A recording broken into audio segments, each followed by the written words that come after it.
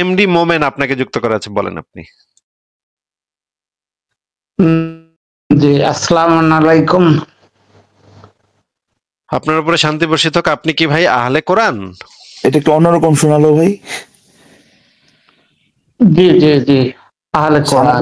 কি জন্য বললেন এটা, একটু আবার বলবেন? এটা কি একটু অন্যরকম শোনালো ভাই, যেটা শুনে শুনে অভ্যস্ত এরকম মনে হয় নাই। এটাই অরিজিনাল কোরআনের সালাম। আসসালামু আলাইকুম।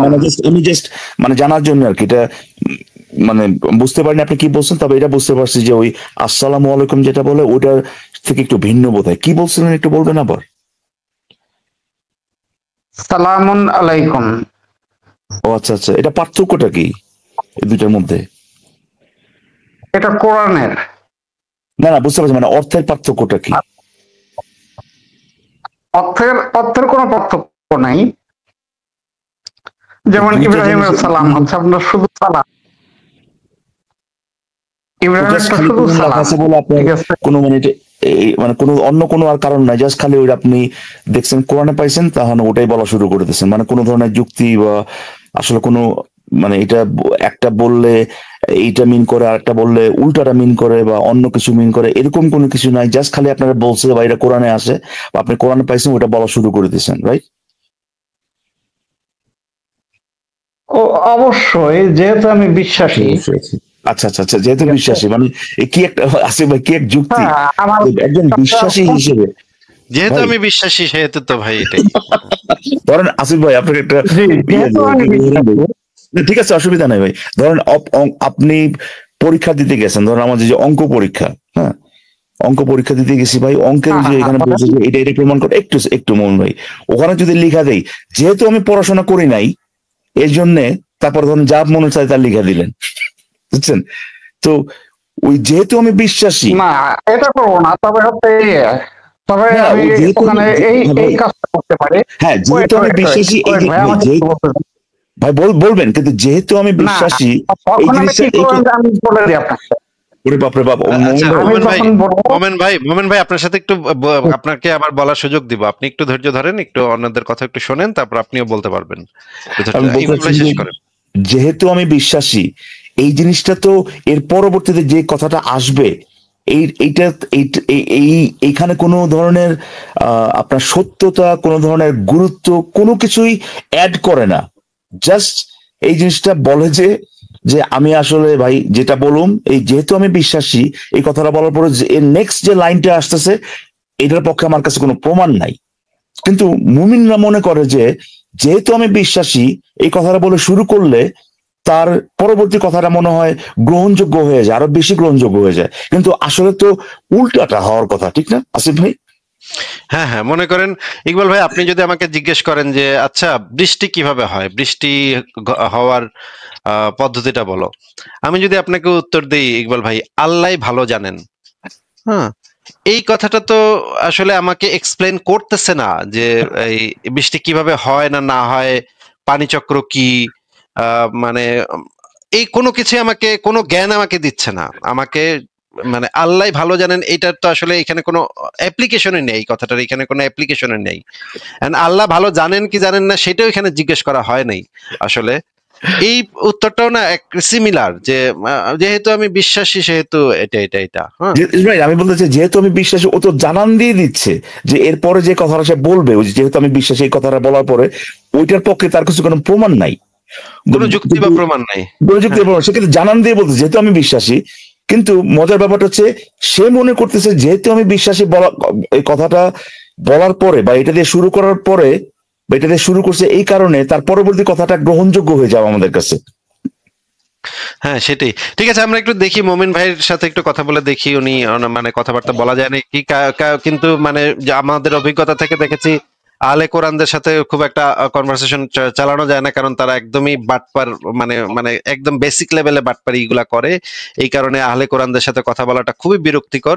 তো মোমেন ভাই আপনাকে প্রথমে আমরা একটু জিজ্ঞেস করি, দেখি আপনি একটু কথা বলার মতো অবস্থায় আছেন কিনা। আপনাকে প্রথমে একটু জিজ্ঞেস করি যে আপনি তো একটা মুসলিম পরিবারে জন্মেছেন নাকি মোমেন ভাই?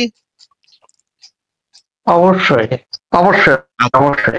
আচ্ছা, আপনি যে মুসলিম পরিবারে জন্মেছেন, আপনাকে তো ছোটবেলা থেকে মানে শেখানো হয়েছে যে আল্লাহ আছে, নবী আছে, কোরআন সত্য, এগুলা শেখানো হয়েছে নাকি? জি, জি। তো এটা তো আপনি আমরা যখন পরিবার থেকে শিখেছি। আপনারাও তো পরিবার তাই থেকে শিখছেন না? পরিবার থেকে শিখেছেন, আচ্ছা। জি। আপনি যদি একটা হিন্দু পরিবারে জন্ম নিতেন তাহলে আপনাকে ছোটবেলা থেকে কি শেখানো হইতো? তখন রাম, কৃষ্ণ, রাধা, কালী, আহ, দুর্গা মনে এসব করেন শেখাতো। ইহুদি পরিবারে বা খ্রিস্টান পরিবারে যদি জন্মাইতেন তখন কি শেখানো হইতো? তখন ওদের ইহুদি, খ্রিস্টান এদের ধর্মে যেটা আছে সেটা আচ্ছা, শেখাতো, সেটাই শিখতাম, তাহলে তাহলে তো সেটাই একটা বিলিভ ছোট করতাম। একটা ছোট মানুষকে যে এভাবে ছোটবেলা থেকেই একটা ধর্ম সত্য এটা শিখায় দেওয়া হয়, এই জিনিসটা কি তাহলে ঠিক হচ্ছে কাজটা, নাকি তাদেরকে বলা উচিত যে তোমরা সব ধর্মগ্রন্থই পড়ো, তারপরে তোমাদের যখন যুক্তি বুদ্ধি কাজ করবে তখন তোমরা যুক্তি বুদ্ধি ব্যবহার করে যেই ধর্মটা তোমার কাছে সঠিক মনে হবে সেই ধর্মটা তোমরা পালন করবা, এইটা বলাটা যৌক্তিক?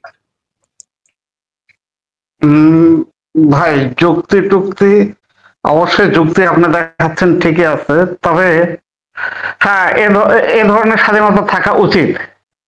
এ ধরনের স্বাধীনতা হ্যাঁ, আমারও ছিল। আচ্ছা, ঠিক আছে। তো তার মানে আমরা বুঝতে পারলাম যে আচ্ছা, একজন মানুষকে ছোটবেলা থেকে ধর্মটা চাপায় দেওয়া উচিত না, যতদিন পর্যন্ত না তার আহ, বুদ্ধি বিবেচনা হচ্ছে, যতদিন না পর্যন্ত তার ভালোভাবে সে বোধ বুদ্ধি সম্পন্ন হচ্ছে, যুক্তি বুদ্ধি যতদিন পর্যন্ত না ঠিকভাবে কাজ করছে, ততদিন পর্যন্ত তাদের উপরে পিতামাতার যে অন্ধবিশ্বাস, সেই অন্ধবিশ্বাসটা তাদের সন্তানের উপরে চাপায় দেওয়াটা একটা গর্হিত কাজ, এটা একটা মানবাধিকার লঙ্ঘন। একটা শিশু কোনটা ধর্মকে বেছে নিবে সেটা তো এখনো শিশু বলে নাই, শিশু এখনো যাচাই করে দেখে নাই। যাচাই করে দেখার আগেই তাকে একটা ধর্ম তার উপরে চাপায় দেয়া পরিবারের কর্তৃত্বের কারণে বা মানে নিয়ন্ত্রণের কারণে এই একটা ধর্ম তাকে তার উপরে চাপায় দেয়া, এটা তো তার মানবাধিকার লঙ্ঘন হচ্ছে। কি বলেন, আপনি কি আমার সাথে একমত কিনা বলেন? মানবাধিকার, মানবাধিকারের দিক দিয়ে দেখলে হ্যাঁ, কিছুটা হচ্ছে। তারপরে যদি মনে করেন তার বিশ্বাস করার তারপরে স্বাধীনতা, তার যখন বিশ্বাস আমাকে করার স্বাধীনতা, তার বিশ্বাস করার স্বাধীনতা তো এখানে লঙ্ঘন হচ্ছে নাকি? বিশ্বাস করার স্বাধীনতার লঙ্ঘন হচ্ছে, হ্যাঁ, এটা মানে মানবিক দিক দিয়ে দেখলে এটা মনে হতে পারে, তবে মনে তারপরে হতে তো পারে যাচাই বাছাই মনে করার সুযোগ আছে মনে না? মনে হতে পারে কেন ভাই? এটা তো অবশ্যই হচ্ছে, কিন্তু যাচাই বাছাই তো মানে করাটা একটু ডিফিকাল্ট হয়ে যাবে। একটা বাচ্চাকে যখন ছোটবেলা থেকেই একটা ইনডক্ট্রিনেশনের মধ্যে রাখা হবে যে আল্লাহ সত্য, পরকাল সত্য, জান্নাত জাহান্নাম সত্য, নবী সত্য, মোহাম্মদ সত্য, ইব্রাহিম সত্য, এইগুলা যখন কন্টিনিউয়াসলি তাকে ছোটবেলা থেকে এই পরিবেশে বড় করা হবে, এটা তো তার জন্য খুবই ডিফিকাল্ট হয়ে যাবে। যেমন আসিফ ধরেন ভাই, আপনি কিন্তু একটা একটা অংশ পুরোপুরি বাদ দিয়ে দিচ্ছেন। হ্যাঁ, বলেন। সেটা হচ্ছে যে এটা যে শুধুমাত্র বলতেছে তা তো না, এটা বিশ্বাস না করলে কি হবে। এই যে গ্রোটাস যে একটা আপনার চিত্র, একটা মানে 2, 3, 4 বছর বয়স একটা বাচ্চাকে বলা হচ্ছে যে তার আপনার কি বলবো ওটাকে, আপনি তো জানেন যে দোজকের যে আপনার যে বর্ণনা যেগুলা, কিংবা ধরেন কবরের যে বর্ণনা যেগুলা, একটা বাচ্চা হয়তো একটা সাপ বা এই যে জিনিসগুলো থেকে ভয় পায়, সেগুলোকে ব্যবহার করে ভাই, তাই না, আপনার মারাত্মক ধরনের আপনার স্ট্রেস তৈরি করে, মেন্টাল স্ট্রেস তৈরি করে তাকে। কিন্তু এটা এমন যদি হয়তো ভাই সারাক্ষণ বলতেছে আল্লাহ এটা, আল্লাহ এটা, মোহাম্মদ এইটা, এটাও ইন্ডাক্ট্রিনেশন হবে অবশ্যই। কিন্তু এইখানে তো মেজর একটা পার্ট হচ্ছে যে আপনার ওই ভয় ভীতি দেখায়, শুধু তাই না, এটা যে আপনি ভয় এই এই ক্ষতিটা যে আপনার এখানে হবে শুধু তাই না, এটা পরবর্তীতে আজীবন চলতে থাকবে। আজীবন আপনি আপনার পোড়াবে, ভাই, আজীবন কবরের কবরের কবরের মাটি যখন দুই সাইড থেকে এসে চাপা দেবে। আমি সেটা নিয়ে কথা বলতে, হ্যাঁ, আমি সেটা সত্য কিনা সেটা নিয়ে কথা বলতেছি না, আমি শুধু বলতেছি যে তাদেরকে কিভাবে ভয় দেখানো হয় সেটা নিয়ে আর কি। এবং ভয় দেখানোর মাধ্যমে কিন্তু একটা বাচ্চার কিন্তু এই জিনিসটা যাচাই বাছাই করার তার কোনো কিন্তু ওই ধরনের কগনিটিভ ক্যাপাসিটি গ্রো করে নাই। ওই সময়ে সে ভীত অবস্থায় ভাই এই জিনিসগুলোকে গ্রহণ করে। এবং শুধু তাই না, এই সারাটা ক্ষণ এরকম একটা অবস্থার মধ্যে দিয়ে সে যায় যে অনেক সময় এরকম হয় যে সে হয়তো অ্যাক্সিডেন্টলি আপনার কোরআন টাচ করে ফেলছে, ওই তার মানে নেক্সট 3-4-5 দিন শুষে ভয় থাকবে যে এই ধরনের ঘটনা, মানে তার বাবা মা বলছে যে কোরআনকে যদি তুমি এভাবে টাচ করো, যদি হাত পা না ধুয়ে টাচ করো, তাহলে পরে তোমার এইটা হবে ওইটা হবে। সে কিন্তু একটা মারাত্মক স্ট্রেসের মধ্যে দিয়ে যায় আর কি। তো আমি আসিফ ভাই এটাই অ্যাড করতে চাচ্ছিলাম যে শুধুমাত্র যে বলে আল্লাহ এক, মোহাম্মদ আর রসুল, এইটা না, এটা তাকে মানে পুরোটাই খাওয়ানো হয় আপনার ভয়ভীতি প্রদর্শন মানে ইয়ে করার মাধ্যমে, ঠিক না আসিফ ভাই? এবং এবং এই ইকবাল ভাই, আমি মানে যখন মানে ঢাকায় ছিলাম তখন একটা জাদু দেখতাম, যে একটা সাপের জাদু দেখাইতো, মানে মানে সে দয়াগঞ্জের মোড়ে সাপের জাদু দেখাইতো, বুঝছেন? সেখানে একটা সাপকে আঙ্গুলটা নিলে সাপটা ভয় পেয়ে পিছনের দিকে চলে যেত, বুঝছেন? এখন আমি এই জিনিসটা নিয়ে অনেক চিন্তা করছি যে সাপটা কিভাবে আঙ্গুলটা এরকম করলে সাপটা পিছন দিকে দৌড় মারে কেন, ভয় পায় কেন? পরে আমি যে জিনিসটা বাইর করলাম খুঁজা, যে সাপুরাদের সাথে কথা বলে বাইর করলাম যে ওদের কাছে একটা লোহার ডান্ডা থাকে। শরৎ পড়েননি আসিফ ভাই? শরৎ পড়েননি? শরতের বই পড়েননি ভাই? ইন্দ্রনাথ পড়েননি? হ্যাঁ হ্যাঁ, আমি ওখানে তো অনেক আগে পড়েছি ভাই, শরৎচন্দ্রের সমগ্র আমি অনেক আগে পড়েছি, এটা এখন মনে নেই ভাই। না, ওই ইন্দ্রনাথের গল্পই তো আছে না, ওই একটা লোহা। আচ্ছা, হবে হয়তো আচ্ছা, হয়তো আমার এখন আর মনে নেই ওই জিনিসটা। কিন্তু আমি এই যে ইসেদের সাথে কথা বলে জানলাম যে লোহার ওই জিনিসটাকে গরম করে তারা ওই যে ছেঁকা দেয় সাপগুলাকে, বুঝছেন? এইভাবে ছেঁকা দিতে দিতে দিতে দিতে সাপগুলার এরকমের অবস্থা হয় যে সাপগুলা তখন এরকম করলে বুঝতে ভাবে যে তাকে ছেঁকা দেওয়া হবে, এখনই তাকে ছেঁকা দেওয়া হবে, সেই জন্য সে পাট করে পিছনের দিকে চলে যায়। হ্যাঁ, এবং আঙ্গুলটা নাড়ানোর যে ভঙ্গি, সেই ভঙ্গিটা দেখলেই সাপটা বুঝে ফেলে যে তাকে এখন ছেঁকা দেওয়া হবে।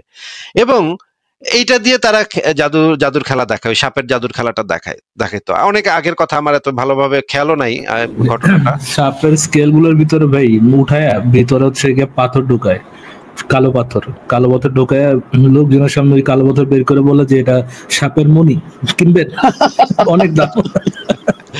হ্যাঁ ফরাজ ভাই, আপনি চলে আসেন, থ্যাংক ইউ। আমি এই জিনিসটা একটু শেষ করি, যে এই এই যে সাপকে যে ভয় দেখায় যে এই জিনিসটা শিখাইলো, একটা সাপকেও ভাই একটা এই জিনিসটা শেখানো সম্ভব, একটা বানরকেও এই জিনিসটা ভয় ভীতি দেখানোর মাধ্যমে শেখানো সম্ভব। তাহলে মানুষ তো এই জিনিসটা আরো বেশি শেখানো সম্ভব, যখন তাকে এই জিনিসগুলোর ভয় ভীতি দেখানো হবে, তখন তো আসলে যখন তাকে বোঝানো হবে যে এই জিনিসগুলা তোমার বিশ্বাস করতেই হবে, না করলে তুমি যদি এক বিন্দু এদিক সেদিক করো তাহলে তোমারে অনন্তকাল তোমার আগুনে পোড়ানো হবে, অনন্তকাল গ্রিল করা হবে, তোমারে চিকেন ফ্রাই করা হবে তোমারে। এই ভয় ভীতি গুলা যখন একজন মানুষকে দেখানো হয়, তখন তো সে স্বাভাবিক বোধ বুদ্ধি তখন তার কাজ করে না, যুক্তি বুদ্ধি তো তখন আর কাজ করে না। তাহলে এই যে ছোটবেলা থেকে যে বাচ্চাদেরকে এইভাবে ধর্ম শিক্ষা দিয়ে বড় করা হয়, এই জিনিসটা তো সুস্পষ্টভাবে মানবাধিকার লঙ্ঘন, একজন শিশুর কনসেন্টের ভায়োলেশন, এবং তার উপরে এই জিনিসটা ভয় ভীতির মাধ্যমে তার সাইকোলজিক্যাল ট্রমা সৃষ্টি করা, ভবিষ্যৎ জীবনে তার নানা ধরনের সাইকোলজিক্যাল ট্রমা হবে এই সমস্ত ভয়ভীতির কারণে। এইগুলা তো তাকে ছোটবেলা থেকে তাকে এইভাবে ডেভেলপ করে ফেলা হইলো। পরবর্তীতে যদি তার যুক্তিবুদ্ধি একটু কাজ করা শুরু করেও, সেটা কি এই ধর্মীয় বিষয়গুলাকে সে কি যুক্তির মানদণ্ডে মানে যাচাই করে দেখার মতো সাহসটা কি তার থাকবে? এইটা হচ্ছে কি আমার প্রশ্ন, ইকবাল ভাই। আমি এটার সাথে একটা স্টোরি অ্যাড করি। আপনি কি পাকিস্তানের ওই টিনেজার ছেলেটার স্টোরি শুনেছেন, যে তার নিজের হাত নিজে কেটে ফেলেছিল, মানে ইচ্ছাকৃত ভাবে নিজের হাত নিজে কেটে ফেলেছিল একটা মেশিনের ভিতরে ঢুকায়? না, শুনি নেই। ঘটনাটা যতটুকু অস্পষ্ট, যতটুকু মনে আছে আর কি, কোন একটা মাহফিল হচ্ছিল, ওইখানে মাহফিলের মধ্যে কোন একজন বক্তা বলছিল যে রাসূল আসলে রাসূলের সাথে যাবা না কে কে, রাসূলের হয়ে যুদ্ধ করবা না কে কে, এরকম কোন একটা কথা বলছে। ছেলেটা বুঝে নাই, না বুঝে ছেলেটা হাত তুলে ফেলছে। হাত তোলার পরে লোকজন আশেপাশে যখন তাকে মানে ইয়ে করলো, তাকাইলো, তখন সে বুঝছে মানে সে অ্যাকচুয়ালি কোন কোশ্চেনে সে হাত তুলছে, এবং সে তার প্রাণ ভয়ে, সে ভয় পায়, প্রাণ ভয় তো আছে এবং ধর্মীয় ভয়, দুইটাতে একসাথে করে সে ওইখান থেকে পালায় যায়, একটা মেশিনের মধ্যে নিজের হাত নিজে ঢুকায় দেয়, নিজের হাতটা কেটে পরে সেই তার নিজের কাটা হাত সে নিজের হাতে আরেক হাতে নিয়ে ওইখানকার বক্তার কাছে যায় বলে যে আমার কি ক্ষমা হবে কিনা। ওয়াও, কি ফ্যান্টাস্টিক! মানে সে ইমানের পরীক্ষাটাতে সে পাস নাকি, ফুল মার্ক পায় পাস নাকি? আপনি চিন্তা করতে পারেন আসিফ ভাই, ইভেন আমি একজন মোটামুটি একজন এথিয়েস্ট, অনেকদিন ধরেই তো আমার বিশ্বাস নাই। ইভেন এখন আমারও যদি ধরেন কোনো একটা বড় প্রবলেমের মধ্যে পড়ে যাই, ধরেন আমার ফ্যামিলি মেম্বারের কেউ অনেক অসুস্থ, আমার বাচ্চা কাচ্চার মধ্যে কেউ একটা অসুস্থ, খুব যখন মনে হয় নিজেকে খুব অসহায় লাগে, এক পর্যায়ে কিন্তু ঈশ্বরের কথা মনে পড়ে, আল্লাহর কথা মনে পড়ে, যদি থাকে, যদি হেল্প করে। কেননা ছোটবেলা থেকে কিন্তু আমাদেরকে ওইভাবে গ্রুম করা হয়েছে। আপনাকে ইকবাল ভাইকে হয়তো কম গ্রুম করা হয়েছে, আমাকে কিন্তু অনেক বেশি গ্রুম করা হয়েছে ছোটবেলা থেকে। ওইটাতে বেশি বিশ্বাস ছিল, অনেক দিন ধরে আমার ওই বিশ্বাসটা ছিল। তো ওইটা থেকে বের হয়ে আসা কি ইজি? না, ইজি না। এই যে আমাদের কাছে একটা সাধারণ প্রশ্ন আসে, প্রায় সময় প্রশ্নটা আসে যে ধর্ম থেকে বের হয়ে গেলে মানুষের মধ্যে তো কোনো বাধা থাকবে না, সে তো ক্রাইম করতে থাকবে। এটা তো অস্বাভাবিক না, কেননা ছোটবেলা থেকে ভাই তাকে ওইভাবে গ্রুম করা হয়েছে, তাকে মোরালিটি শিক্ষা, কেন এই কাজটা, একটা কাজ করা সঠিক, একটা কাজ করা রং, এইটার যুক্তিটা না শিখায়, এটার পিছনে রিজনিং না শিখায়, শিখানো হয়েছে এইভাবেই যে তুমি এই কাজটা করলে আল্লাহর কাছে যে তুমি জান্নাত পাবা, আর এই খারাপ কাজটা করলে তোমাকে আগুনে পুরানো হবে। তো এইভাবে যখন গ্রুম করা হবে লোকদের, তো লোকদের মাথায় এই খুব কোশ্চেন আসা স্বাভাবিক। সে ধর্মকে নিয়ে কোশ্চেন করতে চাবে না, এটা স্বাভাবিক। সে যখন বিপদে পড়বে, বিপদে পড়ে আল্লাহর কাছে হাত তুলবে, সে যখন বিপদ থেকে কোনো না কোনো ভাবে রক্ষা পাবে, তার মধ্যে ওই বাসনাটা, ওই ওই চিন্তাটা, ওই বদ্ধ চিন্তাটা আসবে, খুবই স্বাভাবিক যে আল্লাহ আমাকে প্রিভিয়াসলি অনেক জায়গায় হেল্প করছে, অনেক বিপদ থেকে বাঁচাই দিছে, এবং আমি যদি এই বিশ্বাসটা উঠাই নেই, তাহলে আমি এর পরবর্তীতে যত বিপদ আসবে ওই বিপদ থেকে আমি বাঁচবো না। তো এরকম চিন্তা থাকাটা অস্বাভাবিক না ভাই, খুবই স্বাভাবিক বিষয়। আমরা একটু কাজ করবেন।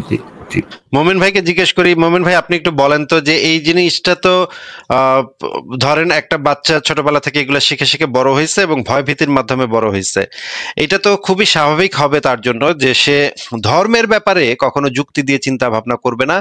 সে ভাববে যে ধর্ম, সে অন্যান্য সমস্ত ক্ষেত্রে যুক্তি ব্যবহার করবে, অন্যান্য সমস্ত ক্ষেত্রে যুক্তি দিয়ে সে জীবনযাপন করবে, কিন্তু ধর্মের ক্ষেত্রে গেলে সে ভয় পাবে না। এই ক্ষেত্রে তো যুক্তি ব্যবহার করা যাবে না। এই জিনিসটা কিন্তু আপনি যদি আপনার ধর্মের মানুষদের, অন্য মানুষদের ক্ষেত্রে ব্যবহার করেন, মনে করেন যারা আহলে হাদিস আছে বা সালাফি আছে, তাদের ক্ষেত্রে যদি ব্যবহার করেন, তাহলে জিনিসটা আরো ভালোভাবে বুঝতে পারবেন। মোমিন ভাই, আপনি কি আমার পয়েন্টটা বুঝতে পারতেছেন যে আমি কি বলতে চাচ্ছি? জি, মোটামুটি বুঝতে পারছি। তো আসিফ ভাই, আমি আপনাকে একটা মোমিন ভাই, আপনি কি আহলে হাদিস ভাইদের সাথে, আপনার আহলে হাদিস ভাইদের সাথে কথাবার্তা বা বিতর্ক মাঝে মাঝে হয় কিনা? হ্যাঁ, ওদের সঙ্গে আমাদের রেগুলার বিতর্ক হয়। ঠিক আছে, ওদের সাথে কথা বলার সময় আপনার এটা মনে হয় না যে এই সমস্ত লোকদেরকে ছোটবেলা থেকে যে বদ্ধমূল ধারণাটা ঢুকায় দেওয়া হয়েছে, বাপ মা যেটা তাদের ভিতরে একদম করে দিছে, এইখান থেকে তারা বের হইতে পারতেছে না, তারা এই জিনিসগুলোকে যুক্তি দিয়ে চিন্তা করতে পারতেছে, যেটা আপনি হয়তো ভাবতেছেন যে আপনি যুক্তি ব্যবহার করে, একটু কথাটা একটু শুনে নেন। মনে করেন আপনি ভাবতেছেন যে আপনি অনেক যুক্তি ব্যবহার করে আপনি তাদের পথ থেকে সরে গিয়ে আপনি আহলে কোরআন হয়ে গেছেন, অনেক যুক্তি আপনি ব্যবহার করছেন, প্রচুর যুক্তি ব্যবহার করে আপনি তাদের পথ থেকে সরে গিয়ে আপনি আহলে কোরআন হয়ে গেছেন। এখন আপনার কাছে কি এটা মনে হচ্ছে না যে তারা এখনো ছোটবেলার যে ইনডক্ট্রিনেশন, এখান থেকে বের হইতে পারতেছে না, যুক্তি দিয়ে জিনিসগুলোকে যাচাই করতে পারতেছে না, এই কারণে তারা এখনো আহলে হাদিস রয়ে গেছে, আপনার মতো আহলে কোরআন হয়ে যায় নাই? এই জিনিসটা কি আপনার মাঝে মাঝে মনে হয় কিনা? অবশ্যই, তারা তো বুখারীকে মনে করে, তাদের নবী মনে করে। আপনি জাস্ট, আপনার সাথে তাদের পার্থক্য হচ্ছে ওরা বুখারীকেও মনে করে, আপনি শুধুমাত্র কোরআনটাকে যেটা অন্ধবিশ্বাস করেন। ওরা কোরআনও অন্ধবিশ্বাস করে, বুখারী মুসলিম এবং হাদিসগুলোকে অন্ধবিশ্বাস করে। আপনার সাথে তাদের অন্ধবিশ্বাসের স্কেলে একটা মাত্র পার্থক্য আছে, কিন্তু দুইটাই তো অন্ধবিশ্বাসী আছে ভাই। কি লেভেলের অন্ধবিশ্বাসী! আমার থেকে এক স্কেলে বেশি অন্ধবিশ্বাস করে। আপনার অবস্থায় আপনিও অন্ধবিশ্বাসী। আমাদেরও ইমান আছে নাকি? মোহন ভাই, আমাদেরও ইমান আছে নাকি? আমাদের ইমানের স্তরগুলো কি কি বলেন তো ভাই, মোহিত ভাই? ইমানের স্তর না ভাই, আপনাদের স্তর নিয়ে তো আমি চিন্তা করি না, আমি আমার আমাদের কি অ্যান্টি ইমান আছে তাহলে? না না, নাস্তিকতার ইমান, নাস্তিকতার ইমান আমি কি পুরস্কার পেতে পারি? ভাইকে একটা প্রশ্ন করার জন্য আসছি ভাই। মোমিন ভাই, মমিন ভাই নাস্তিকতাতে ঈমান আনলে আমি কি কি পুরস্কার পেতে পারি যদি একটু বলতেন? আপনি এখন তো আমাদের বাড়ায় দিচ্ছে দেখি হাদিস বুখারী আপনি কি বুখারী গণনা হচ্ছে বাড়িয়ে দিচ্ছে এখন। জিজ্ঞেস করেছি জি ওই উত্তর দিচ্ছি। আগে শুনতাম 72 হুর পাওয়া যাবে, এখন দেখতেছি 12,500 নাই। তো জিজ্ঞেস করে নেই নাস্তিকতাতে ঈমান আনিলে আমি কি কি পাইবো সেটা আপনি একটু বলেন আমাদেরকে। আসিফ ভাই, আমি তো প্রিভিয়াসলি ওনার সাথে আলোচনা শুনিনি, উনি কি আহলে কোরআন? হ্যাঁ আহলে না মানাই কোন কি যেন বলে ডুড ইউ আহলে। আচ্ছা ঠিক আছে আসিফ ভাই, ওকে ফাইন, সরি। আচ্ছা মমিন ভাই আপনি একটু বলেন যে আমি নাস্তিকতাতে যদি আমি ঈমান আনি তাহলে আমি কি পাবো, মানে আমার ফায়দাটা কি হবে, ফায়দা কি নাস্তিকতাতে ঈমান আনলে সেটা বলেন। ও না, আপনি যদি আমাকে হচ্ছে বলতে পারেন যে আপনাদের এটা আছে, তাহলে হয়তো আমিও চিন্তা করতে পারি। আমাদেরটা লোভনীয় না, আপনাদেরটা লোভনীয়। ঠিক আছে, বুঝতে পারতেছি যে আপনি আমার প্রশ্ন বুঝতেছেন না। আপনাকে আরো সহজ করে দিই। নাস্তিকরা কোন বিষয়ে ঈমান আনে, মানে অন্ধবিশ্বাস করে, একটা জিনিস একটু বলেন তো ভাই। ও নাম্বার 1, আপনারা হচ্ছে স্রষ্টাকে বিশ্বাস করেন না। স্রষ্টাকে বিশ্বাস করেন না করাটা কি, না করাটা কি কোনো ঈমান? না, ওইটাও একটা বিশ্বাস। ওইটা বিশ্বাস হয় কেমন? মনে করেন আমি ফুটবল খেলি না। আসিফ ভাই উনি ওনার খাবার টেবিলে বসে না হাগেন। হ্যাঁ মানে না হাগেন, সরি ভুল হয়েছে, না হাগেন খাবার টেবিলে বসে। আর হচ্ছে এসে যে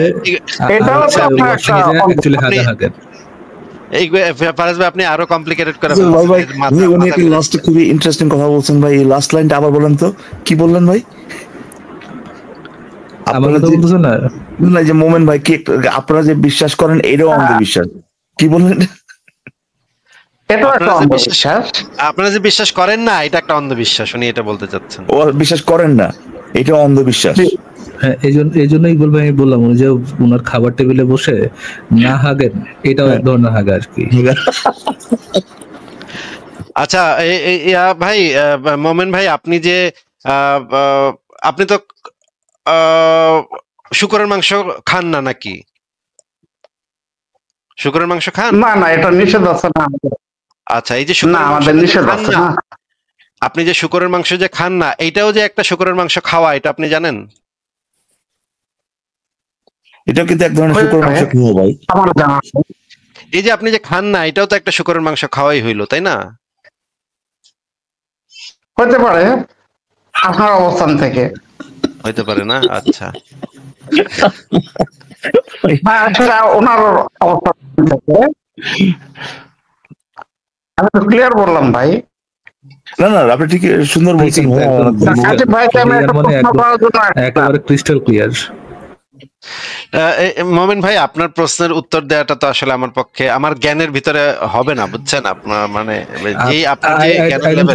কারো পক্ষে সম্ভব, অ্যাপার্ট ফ্রম তার যে গ্রুপের আরেকজন আহলে কোরআন যার সাথে তার অন্তর সম্পর্ক, তার দিলের দোস্ত, এছাড়া আই ডোন্ট থিংক তাকে কেউ উত্তর দিতে পারবে। I don't think possible. উনি কিন্তু একদম মানে আপনি যত যাই বলেন না কেন সে হয়তো এগ্রি করবে আপনার সাথে, কিন্তু উনি প্রশ্ন যে করবে, যে প্রশ্ন নিয়ে আসছে ওটা তো অটল। কিন্তু তো আপনি যেটাই বলেন না কেন যে শুকরের মাংস না খাওয়া, শুকরের মাংস এক ধরনের শুকরের মাংস খাওয়া, এটাও তো কিন্তু সে বললো যে হইতে পারে ভাই। হ্যাঁ, কিন্তু প্রশ্নটা করতে দেন তো, শুনেন না ভাই প্রশ্নটা। কিন্তু আমি একটা জিনিস জিজ্ঞেস করতে চাচ্ছিলাম মোমেন ভাই, আমি তো আপনার মেয়ের জামাই না, তাই না? আমার মেয়ে নাই।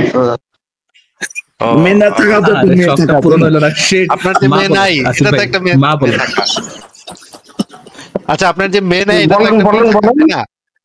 আপনার যে মেয়ে নাই, আপনার তো নাই মেয়ে আছে, তাই না? একটা তো মেয়ে আছে। জি, আপনার অবস্থান থেকে। জি আপনার অবস্থান থেকে এসেছেন। তার মানে আপনার কি ছেলে আছে? না, ছেলেও নেই। আমি তো বিয়ে করিনি। তাহলে আপনার একটা ছেলে আছে। নির্বংশ করে দেবো আসিফ ভাই, বোরকা হইলে নিজের বংশের নির্বংশ করে দেবো, তারপরে আসিফ ভাই উত্তর দিব না। আচ্ছা, ওনার তাহলে একটা নাই ছেলে আর একটা নাই মেয়ে, তাই না? দুই নাই ছেলে মেয়ে আর একটা নাই বউ। ও নাই বউ আছে, নাই বউ না, জি নাই বউ। আচ্ছা আপনি যে অবিবাহিত এটাও তো একটা বিবাহ, তাই না? হ্যাঁ এটা ঠিক বলছেন, এটা তো একটা বিবাহিত অবস্থা, তাই না? আবার থেকে না না মোমেন না না ভাই, মোমেন ভাই আপনি মনে করতেছেন আমি তো আপনার ফাদার না, রাইট? আমি তো আপনার বায়োলজিক্যাল ফাদার, আপনার তো পিতা না। আপনি তো আপনার পিতা না, বায়োলজিক্যাল পিতা না, তাই না? আমি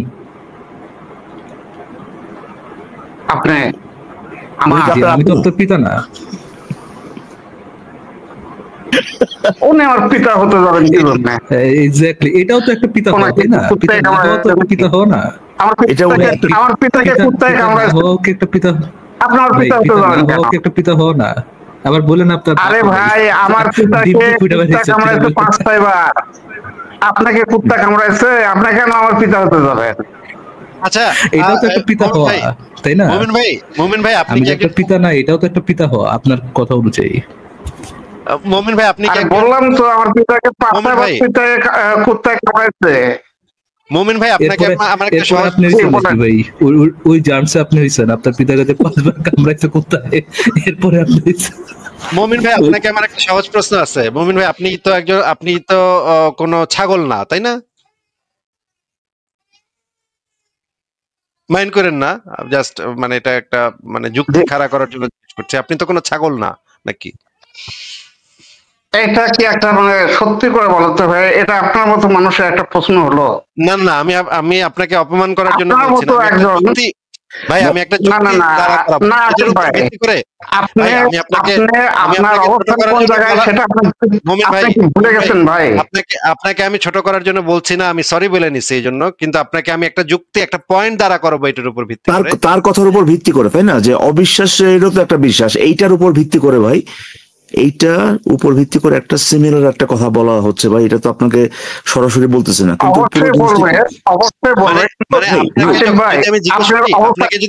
আপনাকে যদি আমি জিজ্ঞেস করি যে আপনি ছাগল না, একটু কথাটা শুনেন।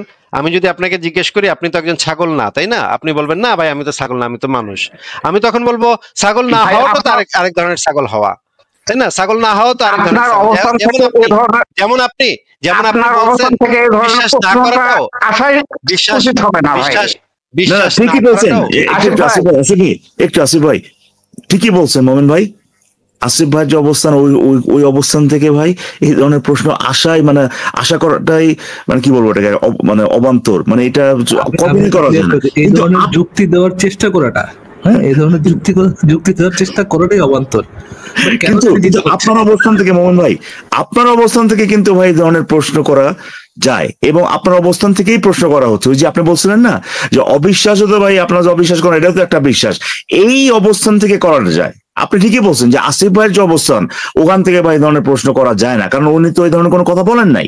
যেটা না ওইটা আবার ওইটাও হ্যাঁ, এইটা তো উনি বলেন নাই, এটা তো আপনি বলছেন। হ্যাঁ, তো এইভাবে আপনি ঠিকই বলছেন, উনার অবস্থান থেকে করা যায় না, কিন্তু আপনার অবস্থান থেকে করা যায়, এবং আপনার অবস্থান থেকেই এই প্রশ্নটা করা হচ্ছে, যে আপনাকে বোঝানোর জন্য যে আপনার অবস্থানটা যৌক্তিক না। ঠিক আছে, একটু কথাটা শুনেন। কিন্তু যৌক্তিক না হওয়াটা তো একটা যুক্তি ইকবাল ভাই, তাই না? তার অবস্থান থেকে যেহেতু বিশ্বাস না করাটা একটা বিশ্বাস, তাও আবার স্পেসিফিকলি অন্ধবিশ্বাস, তাহলে তো অযৌক্তিক কথাটা তো একটা যুক্তি, তাই না? এটা তো আপনার আপনি মানতে বাধ্য।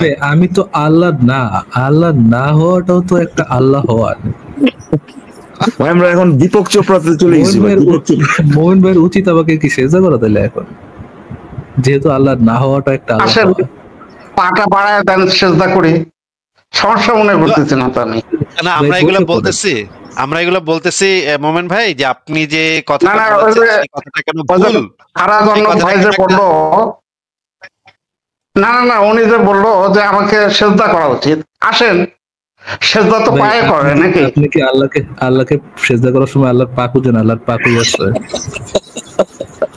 আপনি যখন আল্লাহকে সেজদা চলে আসে কি খুঁজেন ভাই? পায়ের আমি আল্লাহর পা খুঁজি না, আমি অনুভব করি। আল্লাহ কি অনুভব, আল্লাহর খেজুর খুঁজেন? আল্লাহ কি খুঁজি না খুঁজি সেটা আমার অন্তরেই আছে ভাই, সেটা আমার ব্রেনে আছে।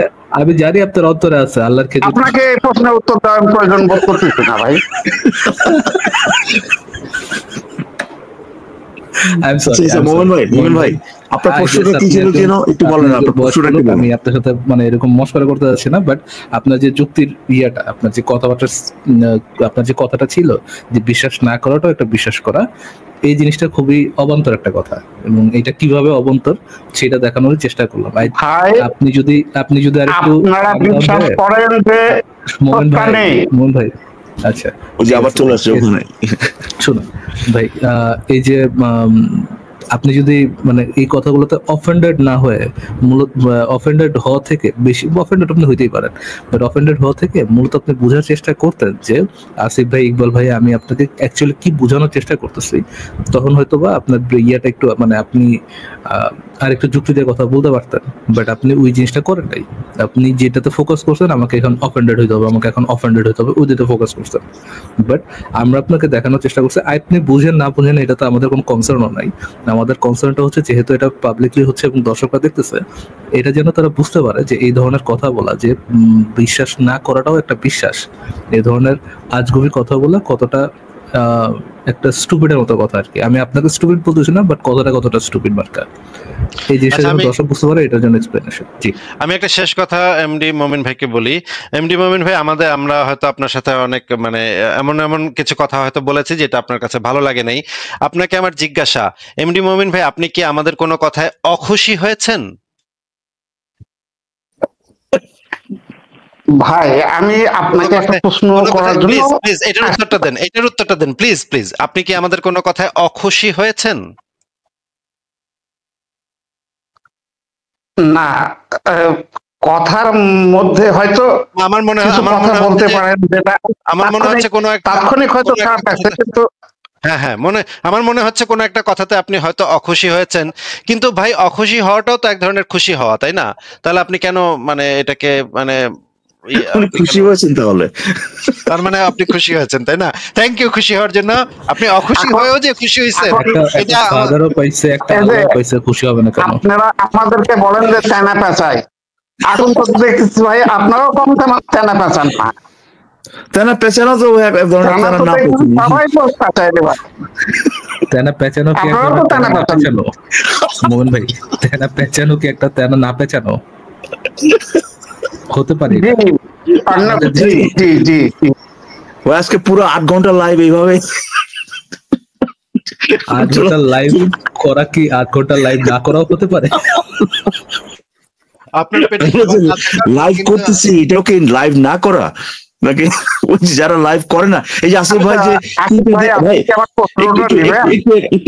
আসিফ ভাই যে 3-4 দিন লাইভ করেন নাই, এটাও কি এক ধরনের লাইভ করা ভাই?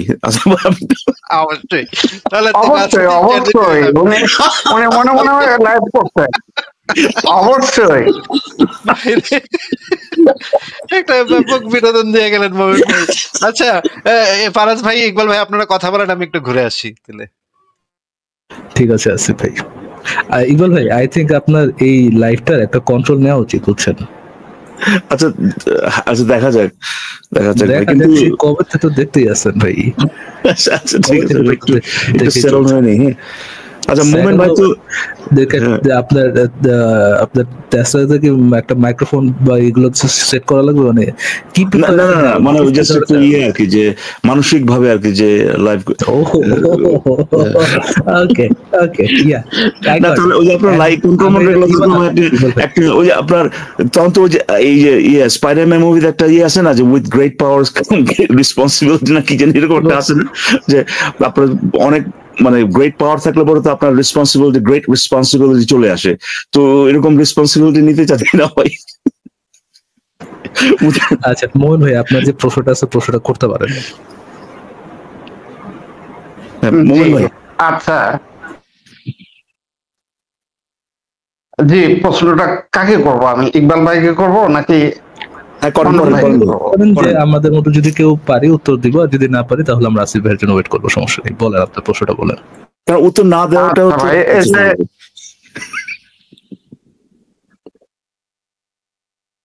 হ্যাঁ বলেন হ্যাঁ, মোহন ভাই। আপনারা তো দেখতেছি ভালোই টাইম পাচ্ছেন রে ভাই, থ্যাংক ইউ। না না মোহন ভাই দুঃখিত আমার ভাই, প্রশ্নটা এখন করছি। সেটা হচ্ছে যে,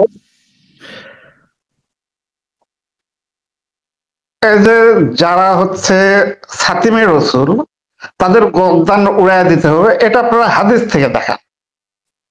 কিন্তু হুম। আমি জিজ্ঞেস করতেছি, আপনারা কি কোরআন থেকে দেখাতে পারবেন? আচ্ছা, ভাই ট্রেডিশনাল ইসলাম অনুযায়ী বা ধরেন আমি আপনার একটা জিনিস জিজ্ঞেস করি, আমি ধরেন কোরআন থেকে কোন একটা আয়াতে আমি এটা দেখাইলাম, এটা কোরআনে অ্যাকচুয়ালি বলা আছে কি বলা নাই, এটা আপনি কিভাবে বুঝবেন মোহন ভাই? আমি বুঝবো না কেন? আমি ওই আয়াতে যাবো তো, বের হয়ে আমি ওই আয়াতে যাবো তো, তারপর আবার প্রয়োজনে কালকে আবার বুঝতে হবে। কিভাবে যাচাই করবেন আপনি? ধরেন আমি একটা রেফারেন্স দেখালাম কোরআন থেকে, আপনি তো আমাকে জানাবেন না, বলবেন তো অমুক নাম্বার সূরার অমুক নাম্বার আয়াতে আছে, এটা বলবেন না? ধরেন আমি আপনি আমার প্রশ্নটা ধরতে পারেননি মোহন ভাই, একটু ইয়ে করে একটু ফোকাস করে প্রশ্নটা একটু শুনেন। আমার প্রশ্নটা হচ্ছে, ধরেন আমি আপনাকে কোরআন থেকে একটা রেফারেন্স দেখালাম যে এই নাম্বার সূরার এই নাম্বার আয়াতে এইটার রেফারেন্সটা দেওয়া আছে যে ফাতিমা রাসূলকে হত্যা করতে হবে। যদি আমি এটা আপনাকে দেখাই, আপনি কিভাবে বুঝবেন যে এই আয়াতে ওই কথাটা বলা আছে কি বলা নাই? আপনি বুঝবেন কিভাবে? আরে ভাই, আমি ওই আয়াতটা চেক করব তো। আমি তো জানি চেক করবেন, চেক করে কিভাবে মিলাবেন? আপনি ওই আয়াতটার তো একটা ইন্টারপ্রিটেশন করবেন, তাই না? একটা ব্যাখ্যা করবেন, ওই ব্যাখ্যাটা করবেন কিভাবে? সেটা আমি কেমন ভাবে করতে হবে সেটা আমি জানি। এটাই আমি জানতে চাচ্ছি, কিভাবে করবেন আপনি, কিভাবে করবেন সেটা জানতে চাচ্ছি। বললাম তো কিভাবে করতে হবে সেটা আমি জানি। ওরে ভাই, আপনাকে জানতে চাচ্ছি সেটা কিভাবে আপনি জানেন, এটা তো কেউ বলে নাই জানেন না, তাই না? না না, ওইটা জানানোর তো আমার প্রয়োজন নেই, তাই না? না অবশ্যই ওনাকে জানানো কি আমার খুবই প্রয়োজন? অবশ্যই প্রয়োজন আছে। ধরেন আমি আপনাকে ধরেন আপনি আমাকে একটা প্রমাণ দিবেন, হ্যাঁ ওটা সত্যি কি মিথ্যা এটার জানানোর প্রয়োজন আমার নেই। কিভাবে? ফারাজ ভাই, আমাকে একটা আয়াতের নাম্বার দেন তো। ধরেন সূরা ফাতিহার 1 নম্বর আয়াত। সূরা ফাতিহার 1 নম্বর আয়াতে তো লেখা আছে ভাই যে ফাতিমা রাসূলের ওর কল্লা নামাইতে হবে। সূরা ফাতিহার 1 নম্বর আয়াতে। আরে ভাই, সূরা আয়াতের মধ্যে কি লেখা আছে ভাই? আপনার কেন দেখাইতে হবে? আমি তো আপনার বলবো না আমি কেমনে বাড়ি করছি, কেমনে জানি? আমি তো দেখছি সূরা ফাতিহার 1 নম্বর আয়াত, এই এখন দেখলেন, এখন দেখে আমি জানলাম যে ভাই এই যে আবার বলতে আপনি তো নিজেই জানতে চাচ্ছেন মোমেন ভাই, আপনি নিজে জানতে চাইলেন না আমার কাছে যে কোন নিজের নাম আমি এটা, তো আমরা সেটা জানতে চাবো না কেন ভাই?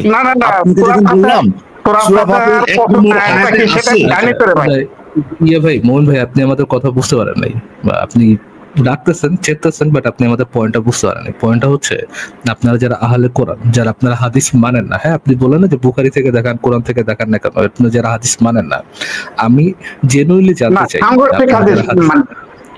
কোরআনের সঙ্গে সাংঘর্ষিক হাদিস আমরা মানি না।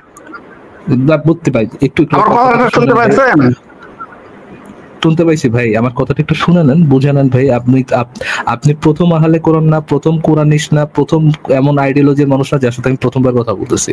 আপনাদের ধ্যান ধারণা সম্পর্কে আমার মোটামুটি একটা আইডিয়া আছে মোহন ভাইয়া। আমি বলতে যাচ্ছি যে আপনারা যারা এই বুখারী মুসলিম বা অনেক হাদিস যারা রিজেক্ট করেন, তারা কোরআনের কোন একটা আয়াত পড়ে কিভাবে বুঝেন যে এই আয়াতের মধ্যে কি বলা আছে? কেননা আপনারা তো ভাই ওই আয়াত রিলেটেড কনটেক্সট যা কোরআন ছাড়া আপনি কি তাফসির মানেন মোহন ভাইয়া?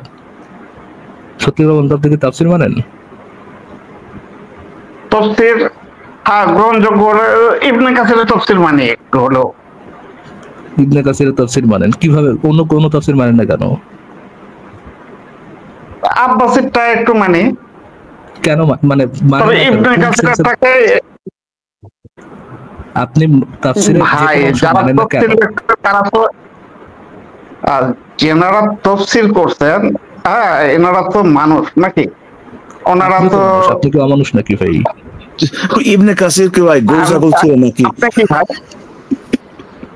আপনি বলতেছেন মানুষের ভুল হইতে পারে, এটাই তো বলবেন যে মানুষ সকল মানুষের ভুল হইতে পারে, আপনারও তো ভুল হইতে পারে। আপনি কিভাবে যাচাই করছেন কারটা ঠিক কারটা বেঠিক? যে কারোটা ভুল হতে পারে, বাট আপনি যাচাই করেন কিভাবে যে কারটা সঠিক কারটা ভুল? ইবনে কাসিরকে সবাই বলছে, মানে আলেমরা সবাই বলছে যে উনি মোটামুটি অথেন্টিক, যার জন্য আমি বিশ্বাস করি। বাকিগুলো কি বলছে যে বাকিগুলো কোনোটা অথেন্টিক না? সেটা বলেন। আমার কাছে আমি যতদূর আপনার সাথে ওকে ব্রেইন স্টর্মিংটা করতে যাচ্ছিলাম, আই থিঙ্ক এটা আমার একটা রং কনসেপ্ট ছিল। হ্যাঁ, আমার একটা রং ঠিকই বলছেন, এটা বলছেন ফরাজ ভাই। আমার মনে হয় না যে জীবনে কোনোদিন স্ট্রেট আপ উত্তর দিয়ে দিই। এইটা কোরআনে আছে কিনা এটা নিয়ে ভাই আমি পার্সোনালি কনসার্ন না, এবং আমি মনে করি না কনসার্ন হওয়ারও কোনো রিজনিং আছে, কোনো কারণ আছে যে কোরআনে এটা কোরআন আছে কিনা কোরআনে নাই কিনা। এইটা শুধুমাত্র যদি আমি হাদিস থেকে পাই, যে কোনো ইসলাম সম্পর্কে যে কোনো রেফারেন্স, এটা যদি কোরআন থেকে আসে, হাদিস থেকে আসে, বা যেখান থেকে আসে, এটা যদি প্রচলিত ইসলামের যে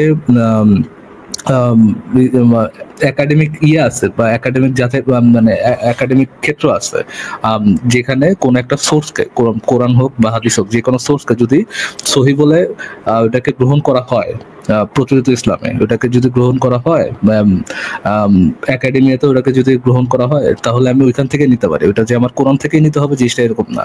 আমার আমার কনসার্নের মধ্যে এই জিনিসটা নাই যে আমার রেফারেন্স দিয়ে কোন একজন কোরআনিস্ট, আহলে কোরআন প্রেমী এরকম কেউ খুশি হইলো কি খুশি হইলো না, স্যাটিসফাইড হলো কি স্যাটিসফাইড হলো না, এটা আমার কনসার্নের বিষয় না। আমার কনসার্নের বিষয় আমি যে রেফারেন্সটা দেখাচ্ছি, সেই রেফারেন্সটা ইসলাম অনুযায়ী একটা, বা ইসলামের একাডেমি অনুযায়ী এটা একটা সঠিক বা সহি রেফারেন্স কিনা, দ্যাটস ইট। বুঝতে পারছেন ভাই?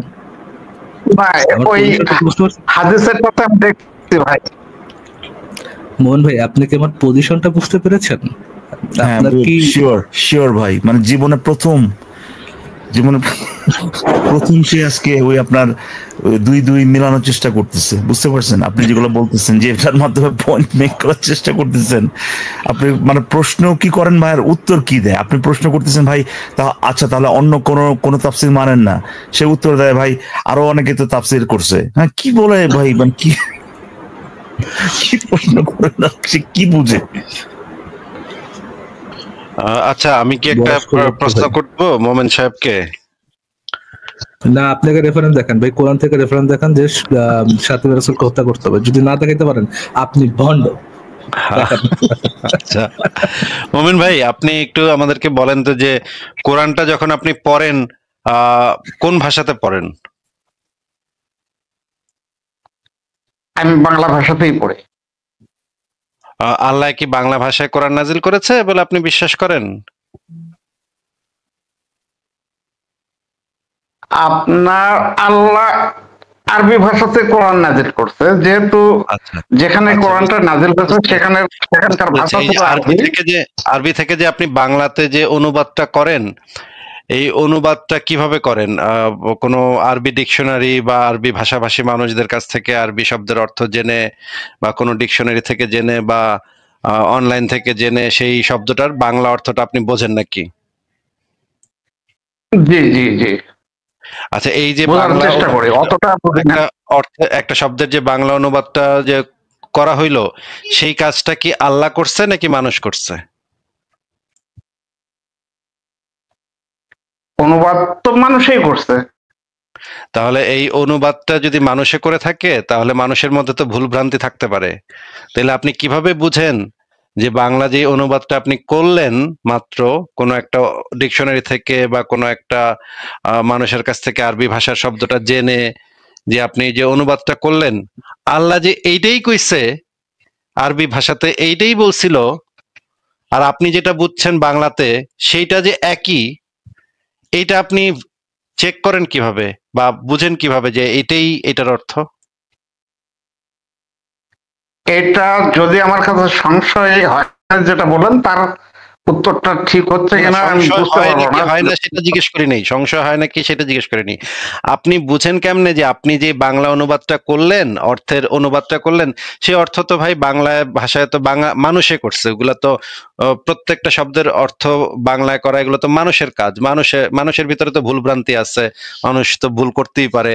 ইমাম বুখারী যদি ভুল করতে পারে, মানুষ তো আরো বেশি, এই অনুবাদকারীরা তো আরো বেশি ভুল করতে পারে। ইমাম মুসলিম যদি ভুল করতে পারে, তাহলে অন্য মানুষেরা আরো বেশি ভুল করতে পারে।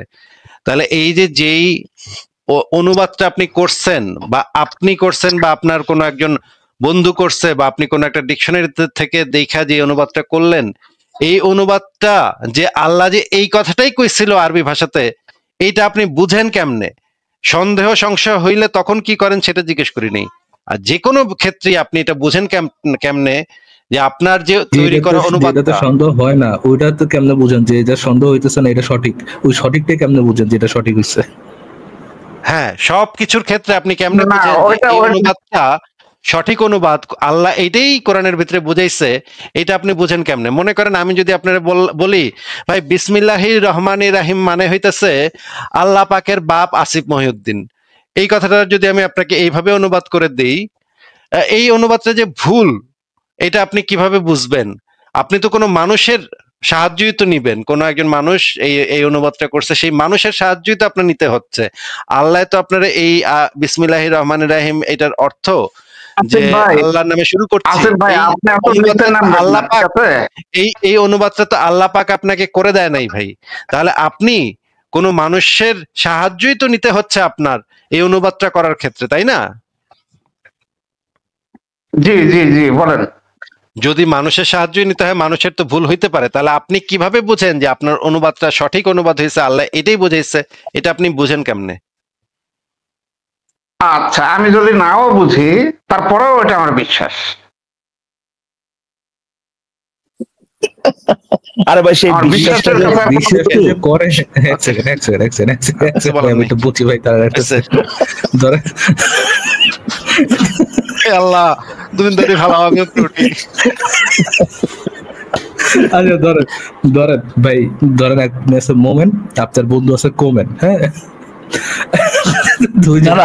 ফরজ ভাই এখানে একজন কমেন্ট করছে ভাই, কমেন্ট করব কেন, জমেন ধরবো, জমেন ভাই এখানে কিন্তু একটা কমেন্ট করছে, কমেন্টে কিন্তু তার ওই আপনাদের প্রশ্নের উত্তর হয়ে গেছে যে আপনি কেমনে বুঝেন। ও যদি নাও বুঝে, সে না বোঝাও তো এক ধরনের বোঝা, তাই না?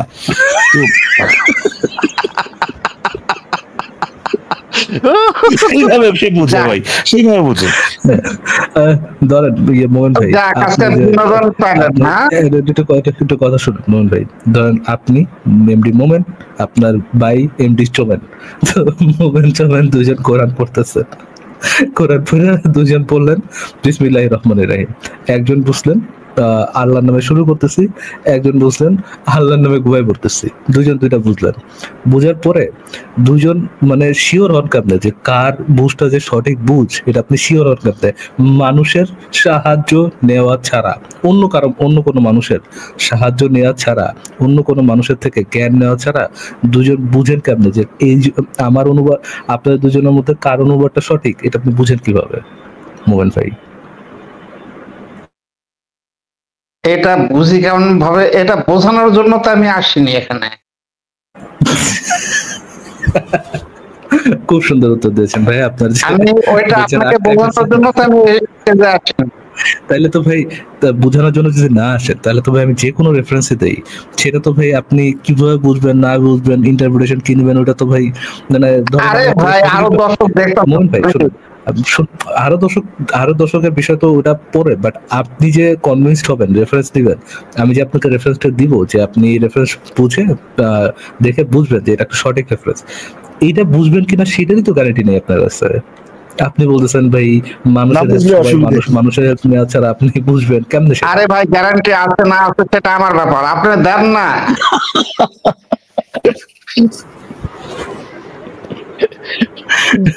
আর কন্টিনিউ করা যাবে আমার ঠিক আছে, দায় আপনার তো সেটা বুঝছি, থাকলে দেন, আপনি কোরআন থেকে দেন ভাই, দায় আপনার সেটা তো। আরে ভাই আপনার থাকলে দেন, কোরআনে দান করেন, আপনি এত নম্বর সূরা এত নম্বর আয়াত দিব ভাই, বাট আপনি বলবেন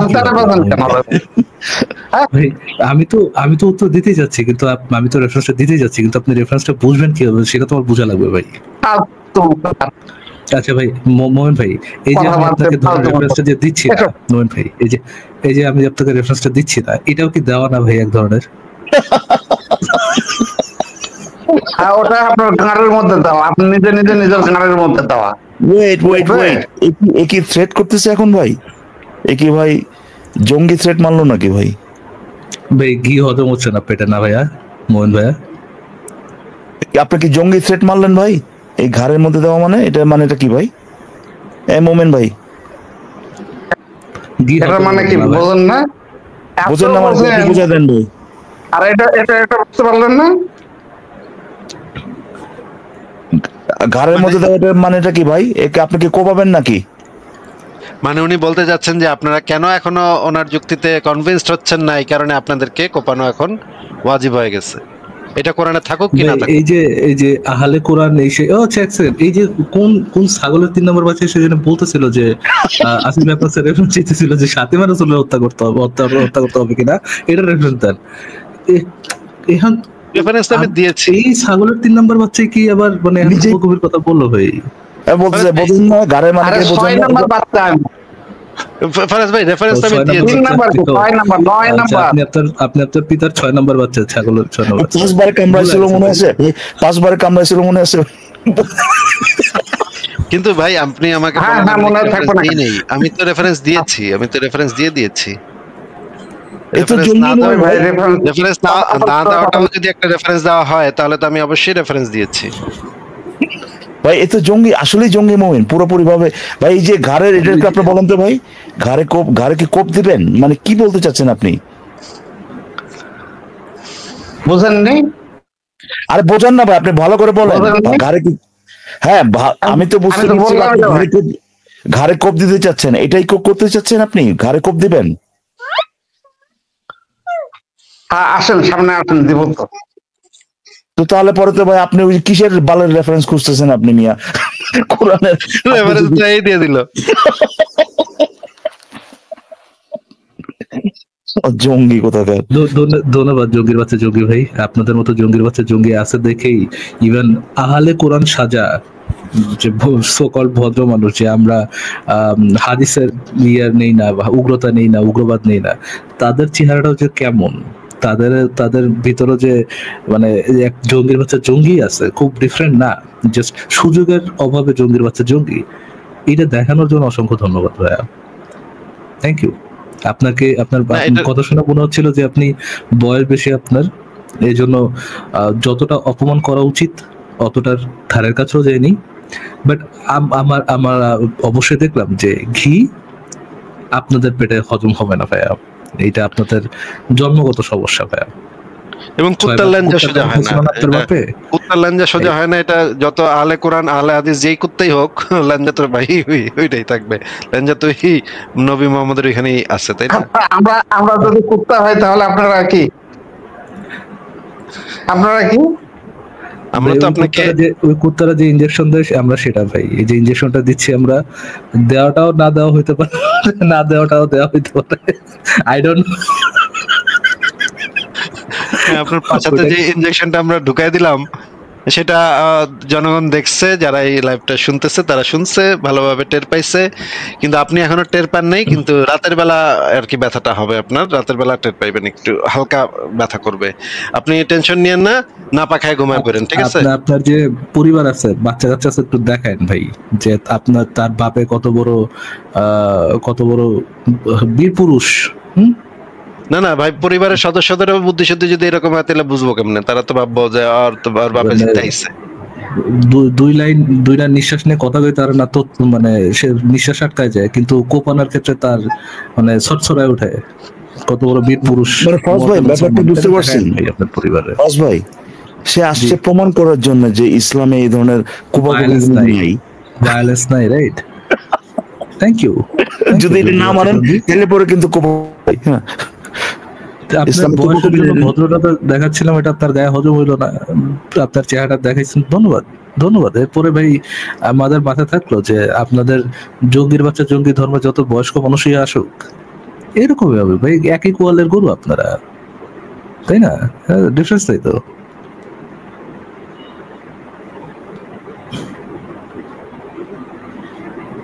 জি আসিফ ভাই, ঠিক আছে ফারাজ ভাই, বিদায় করেন তাহলে আপনি। জি ভাই হ্যাঁ, আপনি এটা কাজ করেন, নামাজে বসেন, সেটা পজিশনে বসেন, আপনি যে জায়গা তৈরি আসেন আপনি পাঠাই দিন।